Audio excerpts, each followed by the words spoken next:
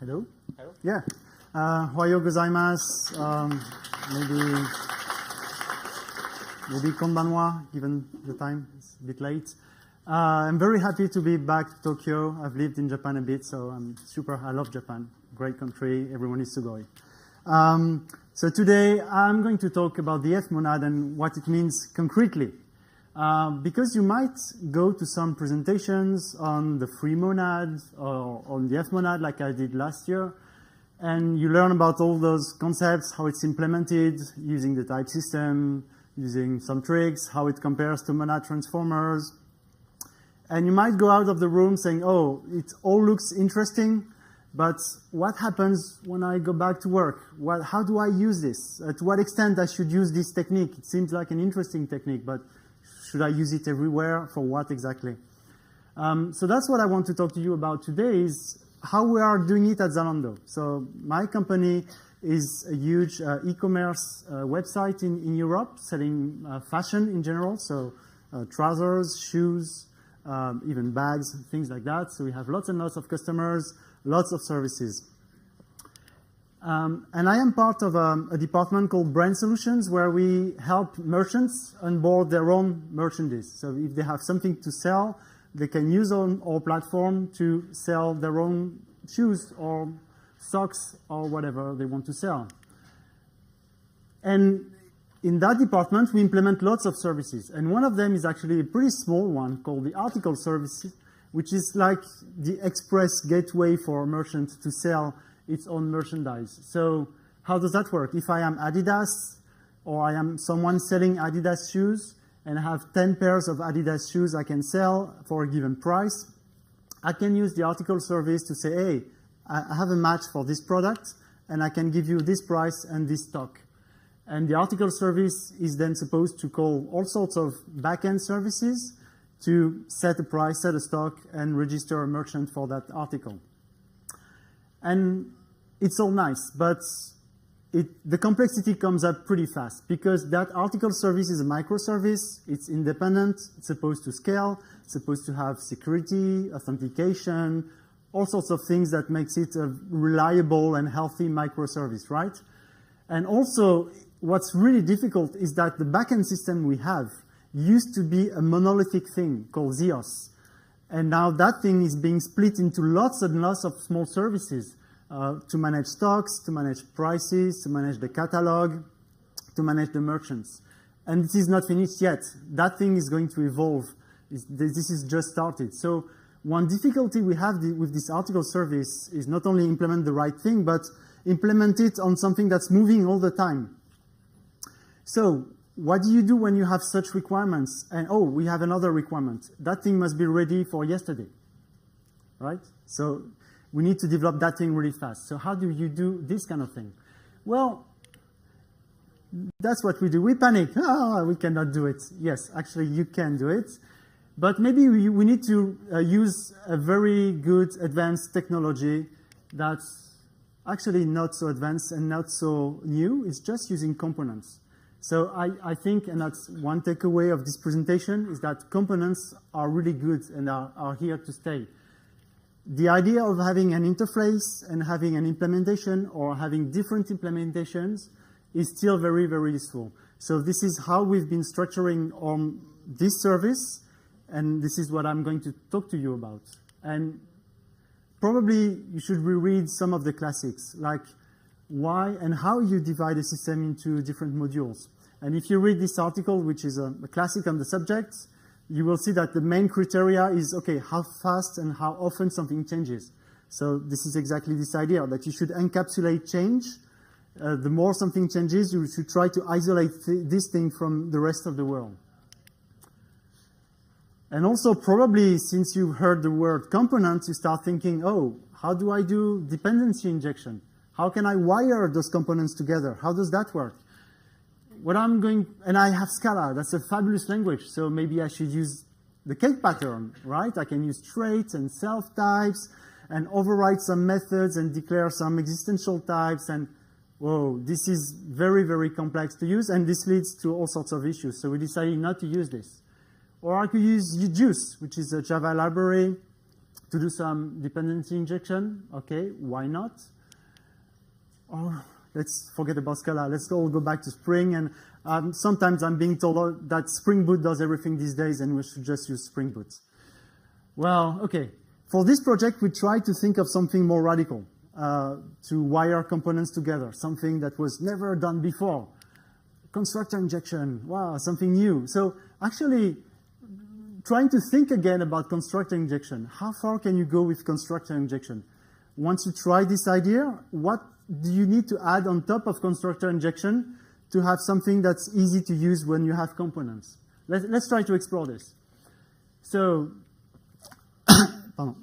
Scala makes it very easy to declare configuration components. So you have case classes, you have companion objects, and you can create a thread pool where you specify the number of threads. Then you say, okay, my config has lots of things, and it also has a sub-config if you want for the thread pool. And then you can create a config like that. And if you want to build a component that needs the thread pool, you can create a method saying, oh, if you give me a config, I can grab the thread pool inside the config and build my HTTP client, right? That's plain old Scala, very simple. But since we also do functional programming, we have another slightly different way to describe the same thing. Something went wrong with the animation. Sorry. Here, we could use a reader, which is basically saying the same thing. Using the reader monad, we can say, if you give me a config, I know how to build an HTTP client, because I can just extract from the config the thread pool, and I can pass it to create my HTTP client. So we can use this reader instance. And actually, if you have lots of components nested together, you are going to need reader instances calling other reader instances.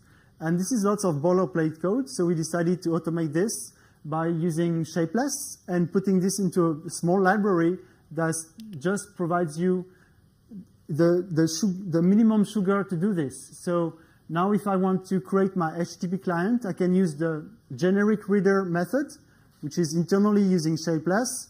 That's going to analyze the HTTP client class, see what it needs, see if you can extract it from the config. And actually, you can extract it from the config because there's another implicit definition in the config object saying exactly how you can extract a thread pool from a config. Then Shapeless is going to rewire all of this and provide you for free a generic reader to create your HTTP client from a config. So yeah, it's pretty cool. And at the top level of your application, you build a configuration for production, for example, and you just pass it to your top level component, which is the HTTP server in that case. And then you have your full application built as one thing. So here we're just using constructor injection plus implicit readers, and it's very easy to build a full application graph just with this. And this is roughly what our application looks like. So we have an HTTP server component at the top. It's using some routes. Each route can call a service, and the service can be implemented using different clients for the backends. And those clients are going to change over time because you might not get the price from the same place as yesterday. So this is one of those components, one of the routes components. So in that case, we do something very simple. We are just preoccupied by extracting HTTP parameters from the request. So for this, we use a DSL called row, which is on top of HTTP4S. It's a very cool DSL because it allows us to generate a Swagger file, so a description of our API, directly from the code. So that's one less file to maintain, and that's why we are using this DSL. And this component just does the extraction of the parameters, and then it calls a method to another component, which is given here as a dependency.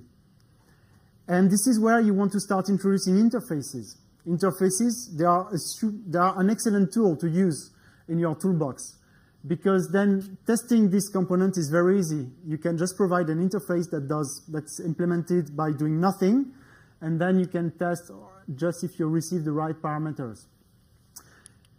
which means that behind each interface that you will have a concrete implementation of that interface. For example, in that case, we're using the HTTP4S implementation. And in terms of readers, what does that mean? That means that for the to grab an implementation, you do the same thing as before. You use a generic reader, and to grab the price HTTP service, which is the interface one, you specify which implementation you want. So that means that for each interface, with this approach of building your application graph, you will always have to specify one default implementation. It's kind of a limitation, but it makes sense because in your system, you have at least one production implementation of everything you're building. So you always have one default. For any interface, you need to provide one default if you want your graph to be built. Okay, so now one difficulty appears is what happens if you want to put some of those components in a library? Because the way we build them, we use a reader that takes a config object. You know, this big config containing all this configuration information. But if you put this in a library, you don't know what your final application configuration will be. It's something you have no idea what it is. So how does that work? Well, it's not very different. You don't have to know it. You can just say, hey, provided I have a type A, and from that type A, I know how to extract a thread pool, then I know how to build my HTTP client from that A. I don't need any more knowledge. And that's the same implementation using generic reader. Again, Scala will find the right implicits, will do the right resolution, and will be able to create this HTTP client for you. And actually, even this is boilerplate. So we have some annotations, some macro annotations in Grafter, where you can directly annotate the case class and get this code generated for free. So it's really, really easy to wire the full application. And how do you use this? Well, same thing. Provided that in your configuration object in your application, you have this implicit reader describing, again, how to extract the thread pool from the config, then all the implicit resolution will work. So it's really magic, it's really nice, and it's really using some core Scala concepts, right? Interfaces, case classes, and implicit resolution. So it's really at the bottom of the graph. Then you have to rebuild the full graph, and how do you change that? It's not so easy. So how do you do this? One thing that we've been adding to Grafter is the possibility of doing tree rewriting. So there's an excellent library in Scala called Kiama, which is not very well known. I'm very happy to publicize this library. It's a great library to do graph rewriting and tree rewriting in general. And we are using this library to do exactly what we want. So if we want to replace some of the nodes by something else, which again, it's another rewriting strategy, which is going to walk down the tree and say, hey, the first time you find something that has the type which you want to replace here, if you don't have, the first time you get that element and you store it, it has the right shape, it looks good, well, let's start it. We still need to start services. So how do we start services in a graph? Well, again, Kiama is going to help us by providing us ways to start the graph by checking every node that implements the start interface, so has a start method, will be invoked from top to bottom. And then it can return the results, meaning that at the end, so that's the rewriting strategy to start the nodes, where you return all the results. And that means that at the end, you will collect all the results, and you can say if everything started okay, or if there was any issue when you wanted to start your application. So that's very useful. So in summary, you can use constructor injection. You don't have to use juice. You don't have to use maybe advanced type resolution with type members and existentials. All the issues you have with the cake pattern. Reader works really well, and implicit resolution works really well to build your graph. You can use something like Kiama to rewrite the graph to make it look exactly as you want to. It only works if you stay lazy. That's super important. And then you can start the graph just by using the start interface and have a start method, and it will be started. And actually, there's also a stop method, which will stop all the services from the bottom up this time. And again, it's very easy to write. But wasn't it a talk about F at first? Yeah, you came for that, right? But I think my message, which is really, really important, is that components really matter. I think it's still important to have components, even if you decided to go full-on functional programming, because of this idea of having interfaces and implementations, and that really structures our software. So in article service, because I'm here to talk about a real project, the first important thing is to have the right components. But then, how do we use this F thing? So if you have a component, you have an interface. So you have a method, you have parameters. But does that mean that you have specified everything there is to say about this component? More precisely, what can you say about the return type here? What do you put here precisely? So one thing we can put once we have the F monad is to put a type like this, like F. So the return value is a price, but F of R is a monad. It's like task, it's like future, it's like option, it's a monad. But it's a nice monad because that monad is extensible. That monad can have some effects and even some additional effects which you will add later on. And those effects are specified by a type variable, which is R. That's a bit abstract. Let's have a look at more precisely how we do it. So in this case, we are specifying that getting a price with an authorization, merchant ID, article ID, will return a price, but it will have some effects. It will be asynchronous. It will log some things. You will have some log statements to be able to debug the application. And it will require a flow ID. Those three things are effects that allow us to specify very, very precisely what the service does. And as a reminder, this is what this kind of annotation that you see here, what that means. It's an annotation for a type class, meaning that async is a part of R. This is how you should read it, that R has the async effect. Okay, so when you want to call that method, how do you call it?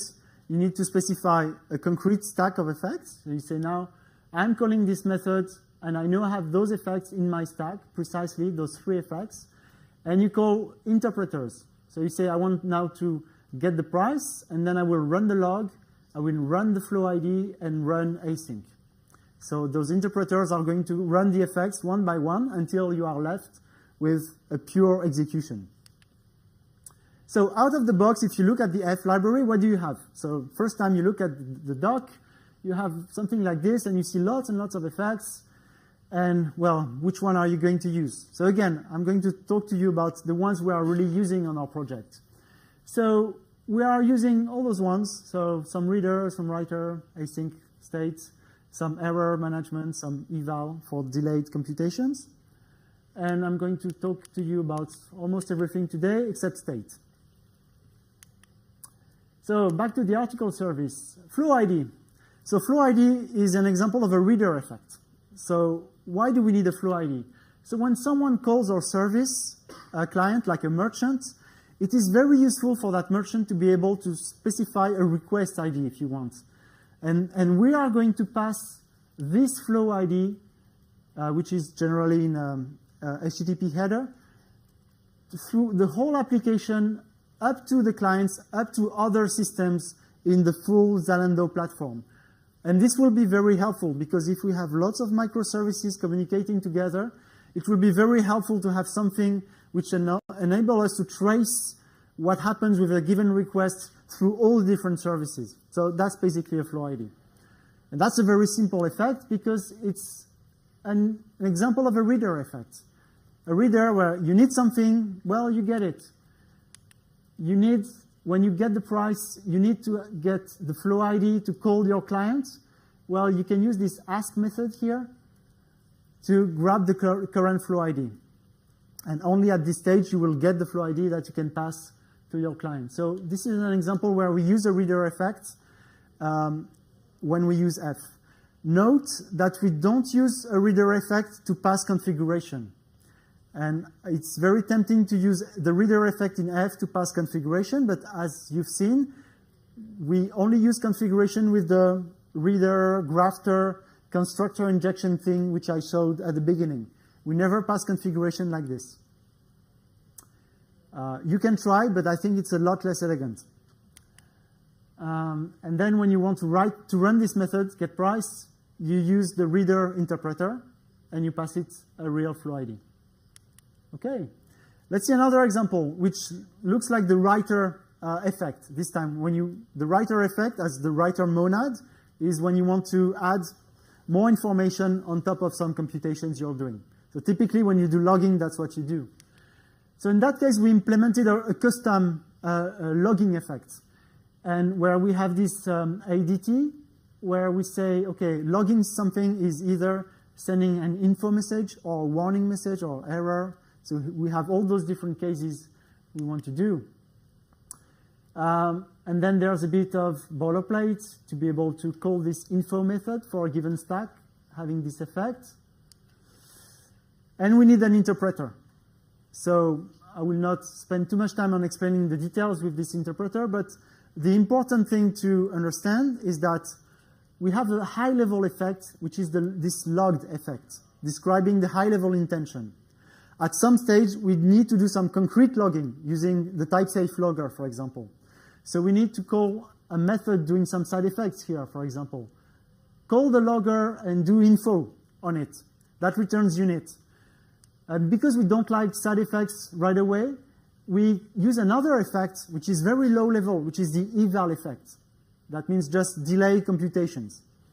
So this interpreter is effectively transforming all the logged effects into eval effects. You lose some information, right? Because the eval effect is opaque. You don't know if you're doing info or debug or whatever. You don't know anymore. But you've done this transformation. And then you can do some very, very cool stuff. Because you can, of course, log your messages. But you can also, for your test, you can say, hey, I don't care about those messages. I'm not interested in them. I can just discard them. So you can have an interpreter. You can write an interpreter that's just going to discard the messages. You don't want to see them. They are useless for you, for your test. Or you can say, hey, I'm very interested in those messages because I want to test them. I want to make sure that my logs are correct because they can be really helpful in production. So you want to collect the logs. And then you can write another interpreter, and Haskell can reorder them and execute them concurrently if that's possible. We cannot do that still with a for comprehension, unfortunately. And honestly, I don't know how it's possible to implement. That's a good challenge for the language designers, I think. So we saw a few of those effects that we are using. And now some mistakes we made, some issues that we had. It hasn't been very easy to know exactly when to use effect, what kind of effects we should use. So we've been going back and forth. And I want to help you not to make the same mistakes. So one mistake I mentioned from the beginning is that we don't use the reader effect to pass configuration. We use grafter to configure what we have to configure. I think this makes things a lot simpler. Another thing was, how do you deal with errors? Because now that you have effects, there's also an error effect. So you have essentially three possibilities. You can either return a value that is an either, where you can say, hey, I could have some throwables because I'm using some Java code, or I have a service that could throw an exception. You could have a data type that's a bit more complex, where one of the cases represents an error. Okay, that's one possibility. And you can have an effect and use the error effect that's out of the box from the F library. That's also possible. So which one do you use? Well, actually, we use all three of them in the application. And we had basically one error type per layer. And it was a bit cumbersome. So at the low level, we were using something like that, where you're very specific in the value you return has this effect. And the annoying thing with this is that if you make a call to get price in the for comprehension, you get back an either or something. And if you have several calls like that, each returning either of something, it's not easy to chain in a for comprehension, right? So this one can be annoying. So yeah, this is when we call it. We had this other case where we try to be smart about the kind of errors that we have, and some errors are not critical, so we just accumulate them as failures. So we had a complex data type representing that, like this. And also that made building that object containing all the possible errors from the low level was a bit difficult. One thing we realized, and that was really helpful with this issue with composing for comprehensions when you have some methods returning an either of something, was that it's possible locally to append this effect to your stack. So locally you can say anything that returns an either, I'm going to put this under the carpet. It's going to be managed by the error effect that is here. I do all my calls, and then at the end, I run an interpreter over this, and I will get an either value back. Please use the Gitter channel if you want to know more about this. I don't have time to present this in details. In the user guide, there's a page explaining this trick if you want in more details. But it's very useful to be able to add just locally an effect to an existing stack. And that's using this prepend thing here.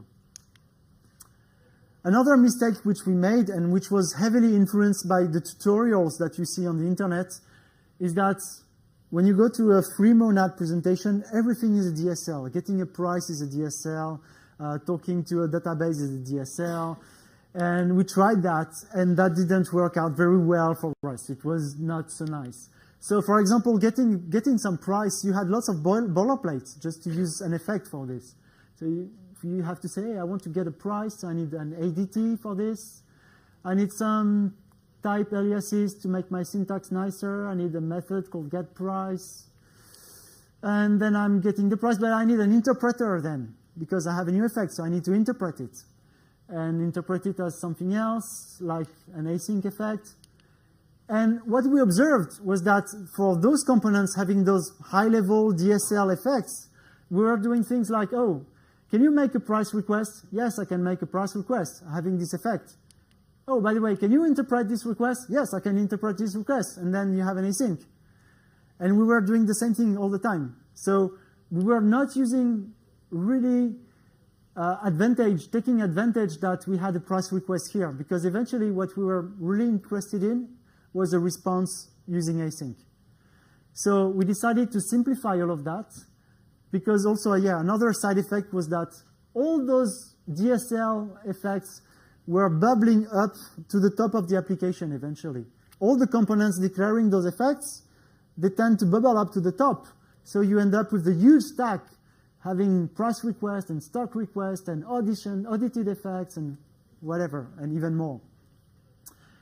And I think this actually breaks the encapsulation, because you will see on the top level some effects that you don't really care about. You don't want to know them at the top level, because if you change them, you will have to change your top level for no reason. And again, interfaces, implementations, that's really important.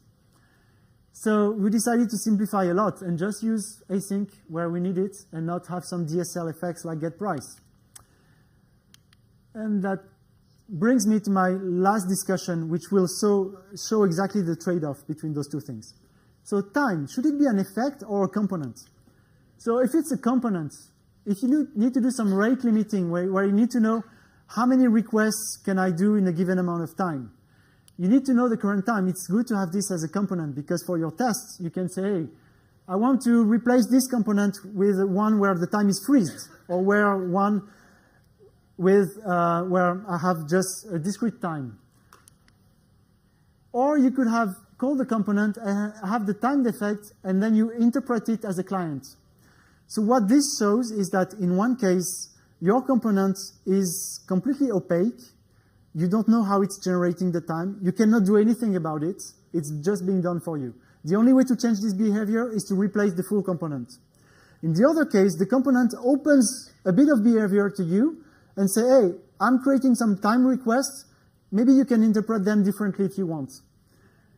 And that's exactly what we do with the logging. So you have opaque components doing their stuff, getting prices, but they say, hey, the logging is up to you. If you want to discard it, you can. So that's nice. So you have a world where components are both closed and slightly open. And you have to do this trade-off as an engineering trade-off. So, as a recap, components, did I say that enough, or I should repeat it? They are super important. Interfaces, super nice. Having implementations that you can switch, that's important. That's how you should structure your systems. And then you can use the F monad to specify precisely the interface of those components, to be very, very precise about what they do. Do they do concurrency? Do they need some additional value? Do they produce additional value? And you can use the F monad to do this. So now it's your turn to experiment on your own project, see what you can do with this monad, and have fun. That's it.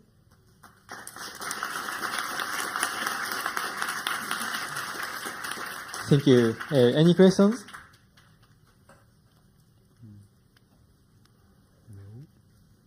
Okay. Okay. 日本語はそうですね。日本語でも大丈夫。あ。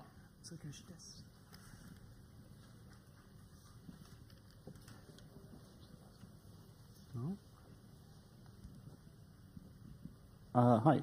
Is it possible to have two monads of the same type in your stack, for example? Yes. Okay. So you could have two readers to pass in Yes. two different pieces of information. I'm still mystified by the fact that it works, but yes. Thank you. Like you can have a reader of string and a reader of int. And if you call run reader with passing a string and then run int passing an int. Reader is parameterized by two types, right? Yeah. But the effect type is a reader of something, and that's your monad. So you can have a reader of int and a reader of string as two different effects, and they will not collide with each other. Why should they? Because sometimes things don't work as well as you wish they could. They would. Sometimes the type resolution could say that the implicits are ambiguous, for example, and it turns out that the implicits are not ambiguous. Okay. So, is there any performance benefit in using or creating some reader of something? Is there any performance degradation or? You mean the reader for F or Yes. the reader Yeah, for the yeah, grafter part? Yeah. For F. Yes. So I haven't done extensive benchmarks, but the F monad is a free monad. So that means that if you try to run this in a tight loop, you will incur the creation of lots of intermediary objects. But this is not really a problem for us because we are using this essentially to structure calls to the outside world that are very slow. So most of the time is not really spent churning those objects. Okay, I got your point. Thank you. Yeah. Okay. Okay. Any other questions? I'm free for questions if you have any. Okay. Please. Thank you for presentation, Eric. Thank you.